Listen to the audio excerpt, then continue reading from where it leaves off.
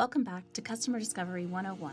I'm Elizabeth Hay from the Penn State Small Business Development Center, and I'll be sharing the next steps with you today. At this point, you should have met with a coach to get feedback on your list of assumptions. If you haven't been able to do so yet, we encourage you to do that before you move on. It's often hard to see where you are making assumptions, especially when you're excited about your idea. So having someone outside the problem helps you ensure that you aren't missing something critical that might tank your business or create a big risk. With the most critical assumptions identified, the next step is to create a list of questions you can use when talking with potential customers to test these assumptions. It's a bit of an art to develop non-leading questions, so we're going to walk you through some best practices to help you. Let's start with what you shouldn't ask. The first rule of customer discovery is don't talk about your idea or solution. Why? Great question. There are a number of reasons. First, if people think you're selling them, they're likely to shut down and not talk to you at all. Second, if you're talking about your idea, you're not learning about their needs, problems, and desires. Third, people want to be nice.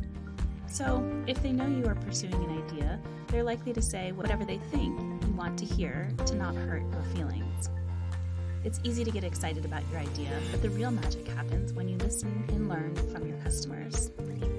It's like dating. You get to know your customers more intimately if you're truly trying to learn more about them. And knowing more about them will increase your chances of success because you'll want to create solutions that you know people want, not what you think people want. So don't create any questions that ask what people think of your ideas. Another rule of customer discovery is don't ask yes or no questions. Why? That's another good question. Yes/no questions rarely provide any significant insights as they don't lead to deeper understanding. For example, if you have an assumption that your customer wants to increase the amount of healthy food they eat, don't ask them a yes/no question like, do you want to eat more healthy food? They'll likely say yes. It's like asking someone if they believe in world peace. There's really only one answer, and you don't actually learn anything. Another common mistake is asking people what they do or don't like about something. For example, let's say you have an assumption that construction managers are looking for a better way to schedule shift workers. You might be tempted to ask, what do you hate about scheduling shift workers? People will tell you something they don't like, but that doesn't mean that it's a significant problem.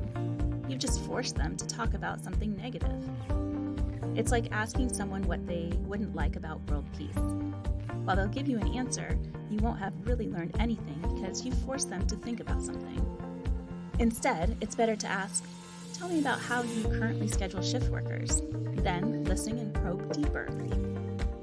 So let's talk about how to probe deeper and the types of questions that you should be asking. The key is to focus on starting a conversation, and open-ended, neutral, non-leading questions are the best way to do that. Some examples should help you make this clear. Let's go back to the assumption that people want to eat more healthy foods. How might you ask an open-ended question to test this assumption? A good start is to ask a question like, tell me about what you eat and why. This gets the conversation started as it requires more than a yes/no answer. How about for our example of the construction manager looking for better ways to schedule shift workers? How might you ask an open-ended, neutral question? One way would be to ask, how are you currently scheduling shift workers? This doesn't explicitly ask them to talk about what they like or don't like, but their answer will often include pros and cons that you can explore. Another way to start a conversation is to ask about current behaviors. For our previous example, you might ask a question like, tell me about what you ate for breakfast this week and why. Or from our other example, tell me about how you schedule workers. Both questions are open-ended, neutral, and ask about current behaviors so they're learning about what's happening in the context of the problem today. Asking questions about what they do in specific contexts is a great way to more fully understand where there may be pain or problems. Like I mentioned, it can be hard to create non-leading questions. So see what you think of these questions. How about this question to test whether the target customer eats red meat? When you are planning out what you will eat for dinner, how often will you include red meat? it's a bit leading, a better question would be, how do you plan what you eat for dinner? Asking this question will give you more info because you'll learn what's top of mind for the customers in planning meals. How about this one to test the assumption that people want to connect with others who have similar tastes? Where do you go to connect with others that have the same music taste? It's too leading. They will answer exactly the question you ask. You won't have learned what is top of mind for them when connecting with others. A better way to ask this would be, how do you decide who you want to share music with?